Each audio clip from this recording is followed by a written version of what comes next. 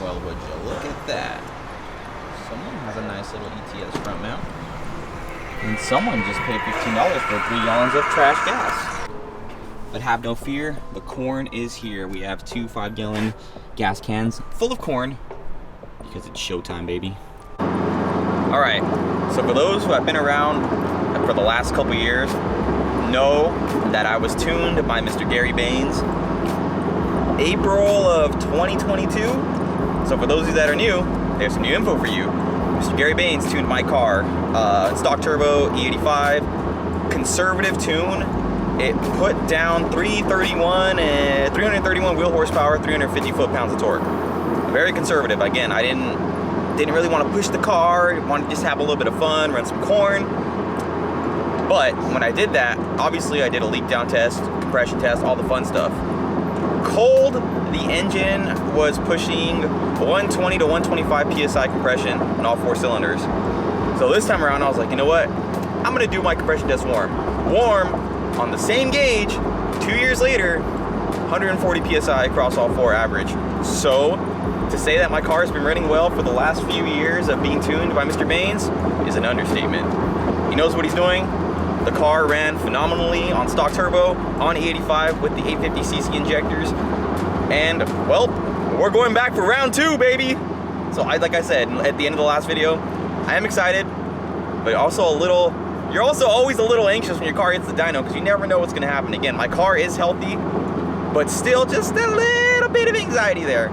But again, hoping for the best. Mr. Baines knows what he's doing, so I trust him. And that's where we're going to. Hopefully, the goal, I wanna say, what I told him is I wanna make around 380 wheel on E85. That is the goal, around 380 wheel. 400 would be, I think that's too much for the injectors, honestly, but I think 380 wheel is doable, and that's where I kinda wanna keep it. Maybe the same amount of torque, 380 wheel horsepower, 380 wheel torque. Those would be solid numbers. If we make it to 400, we make it to 400. Cool, I'll keep that there. But 380 right now is just the main goal that I'm shooting for. By the way, we also just surpassed 600 subs a couple weeks ago. So shout out to all you new people that have been subscribing. I see you. I appreciate you. If you're watching this video and you're not yet subscribed, hit that subscribe button, please. It does help out a lot. I noticed the more people start subscribing, the more my video kind of gets pushed out there and it starts getting more and more views. So if you're not subbed, go ahead and sub. And for those of you that are new, let me just go over the list of mods on the car real quick. So before we swapped out to the Grimmspeed turbo, we had a basic setup. Downpipe, callus downpipe, we had a cob intake, Tomei inlet, we had 850cc side feed index, Deechworks injectors. I can't speak right now sometimes. We have the Walbro 255 fuel pump and PTR flex fuel kit. PTR being Penguin Tech Racing. Sorry, my camera's moving so much. That setup was on the car for the last couple years. The things we changed out this time around for the tune day are I'm swapping over to a parent inlet because my Tomei inlet, believe it or not, is about 8 years old. And it started fraying a little bit on the end, so I didn't want to take any chances. I bought a parent inlet off some Dyno marketplace. Thank you, sir, for that. Inlet you gave me for a good price. Appreciate you, dude. What else did we swap? We swapped our downpipe out from a catless downpipe to a Cobb Gessie catted downpipe, so we're running that now. And we swapped the turbo. So that's pretty much it. And in case anyone else is wondering, I actually did talk to Mr. Baines about the whole setup and my wheel horsepower goal before I even bought everything. Well, bought the turbo, I should say. I told him I'm aiming for 380 wheel, and he said it should be doable. Even, yes, on the side feed injectors that we're running, the 850cc's on E85, 380 wheel on the Grimmspeed JB400 chase, it should be doable. Should be in the key word. Supra.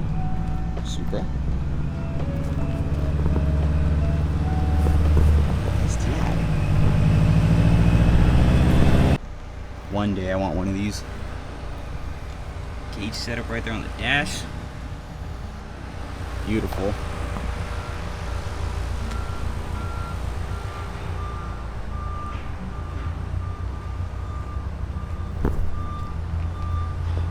Can't get over this damn car, dude.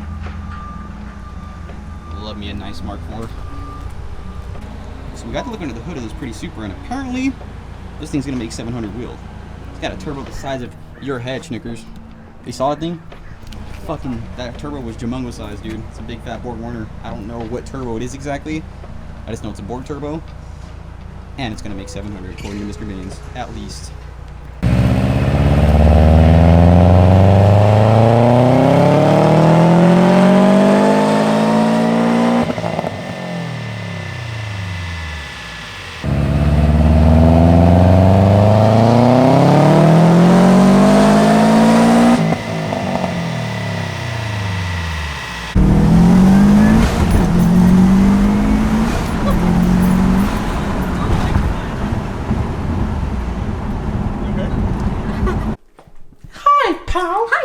How was the ride? It was very fast. I wasn't expecting it to be that fast. No. Knocked the camera out of my hand. That's why it's going, whoa, whoa. No one still knows the numbers the car made, but it's a lot faster than before. And it's fun, and I don't even know why I turned this camera on right now. We're gonna eat dinner right now. Girl, look at this. Look at this girl kitchen.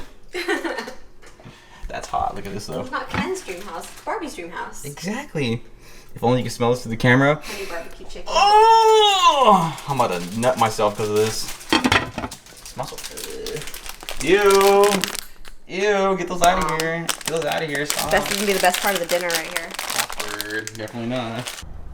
No, I always forget that I have a Rode microphone that works with my GoPro external adapter. I hope it's not too much in the way when I start actually, you know, like you can see the reason behind me putting this GoPro on my head is because I'm gonna do some pulls. When I start doing pulls, I'm going to move the microphone up a little bit, so hopefully it's not in the viewfinder. Obviously, I don't want it hitting my head either. I think it's perfect. I wish my seats were a little lower, I'm not gonna lie. I kind of want to get some seats for this car. 'Cause I feel like, honestly, I feel like I sit too high in this damn car. Like with the microphone, it's like literally hitting the ceiling right now. My microphone's hitting the ceiling because of how high up you sit in these STIs, but that'll be fixed eventually. Let me save some money so I can get some good seats. Let's just roll into, we're in third gear right now. Let's roll into it a little bit.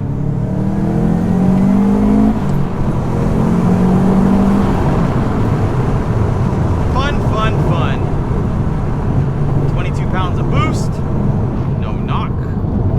Good temps, good AFRs. Fun stuff. We need to do, I want to do a second, third, and fourth gear pull. I'm literally in the middle of nowhere right now, so we are going to go flip around somewhere, turn around, and hopefully get said pulls in. Rolling to fourth.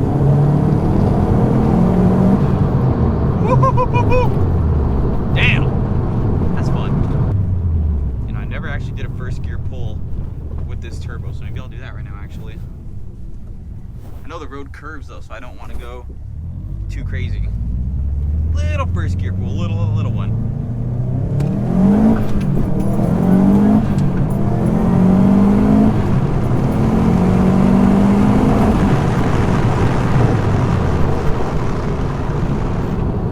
Yeah, I said little one and I'm going to fourth. Damn, this car honestly is quick, and it's nowhere near what it could be. And we're going to talk about the dyno results and the numbers and stuff after this. I just wanted to get some initial pulls first, hopefully keep you guys guessing, like, dude, what power does this thing make? Okay, so now it's time for the part I'm sure a lot of you guys are waiting for. So on the screen, I have this on my phone, but we will pop this up on the actual screen right now.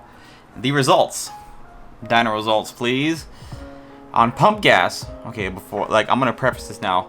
On pump gas, I told Baines I don't ever drive on pump gas, which I don't. I'm always on E85. I put pump gas once every 6 months, maybe a year, if that. Depends on if I go road trip or not. If I go on a road trip, usually I just use pump gas. But since most of the time my car is just my STI is my fun car. That's my car. I take it on weekends, night times. So it lives on E85. And I told him that, and he said, okay, let's keep the power down on there so we don't risk blowing anything up, you know what I mean? So as you can see by the chart, on pump gas, it's literally on wastegate. It made 305 horsepower, 300 foot-pounds of torque, something like that. I think he bumped it up to 310 actually, and it was like 310. I don't think he put the actual run in there, but I think we stopped it like at 310 wastegate. Left it at that. I'm like, that's fine. I don't care about pump. All we care about is E85. So we drained out the rest of the pump gas that was in there, topped it off with those 10 gallons of E85, and that is where the fun began, my friends. That's when we turned it up to about 22 psi. AFRs are slightly lean, well, not lean, but leaner than I guess they normally would be, because I'm on E85. If you know you're on E85, you can run slightly leaner AFRs and get away with it, no problems. And that's where the car really shined. It made, as you can see by the chart, 372 and 370 wheel torque. 372 wheel horsepower, 370 wheel torque. It's torque, full torque, as you can even see, comes on before 4K. Comes on like at 3,900. So that thing, it pulls quick. It spools up super quick, takes off, pulls the red line. Like, I'm literally looking at this right now, I'm like, damn.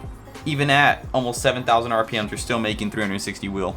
It does pull the red line, which is nice. But even in the video, I was just shifting like at a little over 6K. 6K, a little over 6.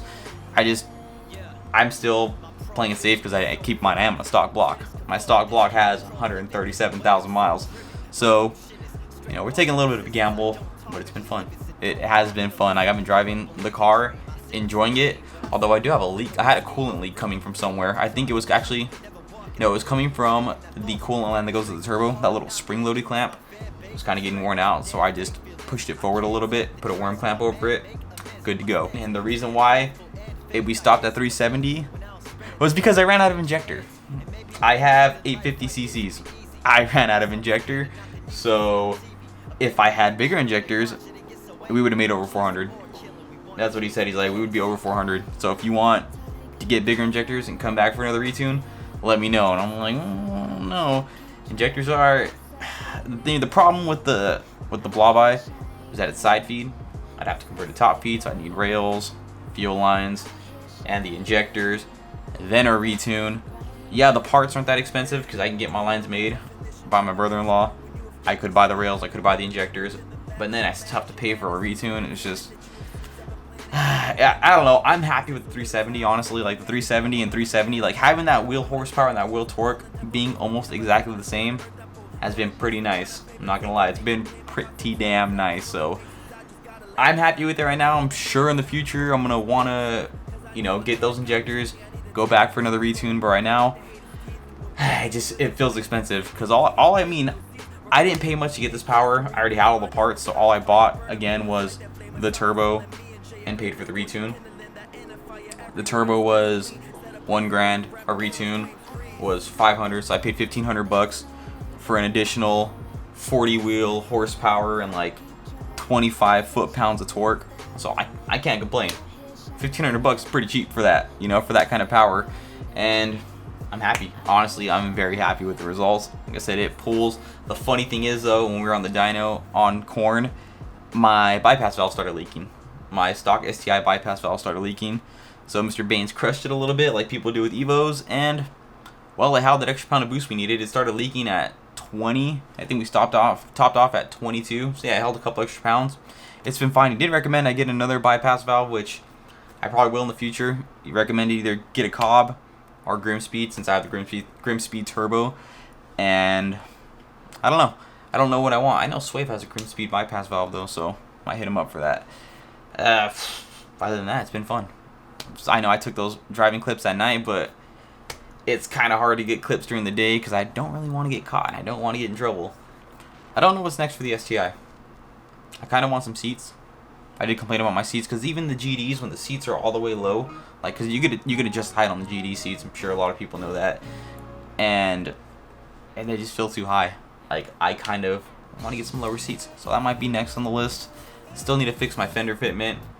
Got a couple things I need to do. I don't have the wing on right now, as you guys saw, and that's because I wrapped over the trunk, and after I wrapped over it, I was like, forgot how nice it looks wingless. So I left it wingless. It's still wingless right now. I'm probably gonna toss it back on. There's a meet on September 15th. In 9 days. It's actually midnight right now while I'm making this outro. So it's midnight, September 6th. In 9 days, there is a underground night meet that I want to go to. So I'll probably toss the wing back on for that and bring the camera with me. We'll see where we end. We'll see how it goes. We'll see how it goes. Like, I'm tired. I can't really talk right now. I'm sorry. But I know a lot of people have been asking for the dyno video, so here it is.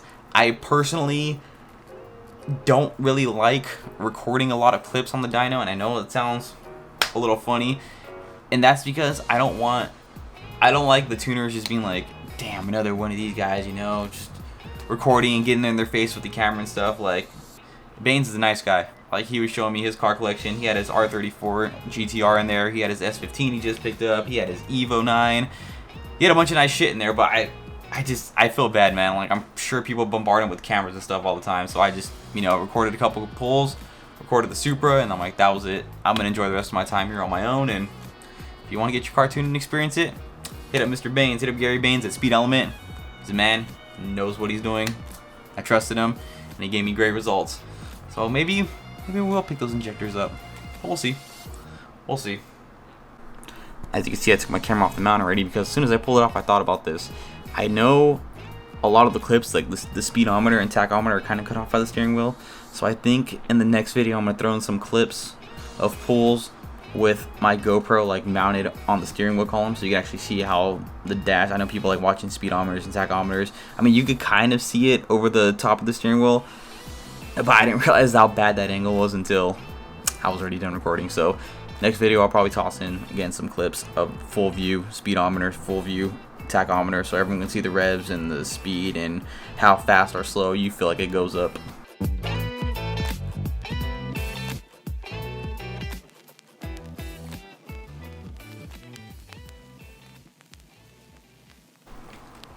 Oh, by the way, I'm pulling a Marvel on you guys. For those of you that stuck around to the end, here's a sneak peek of something we did. We got rid of the Tesla, and now we have a new daily. See if you guys guess what it is. Goodbye.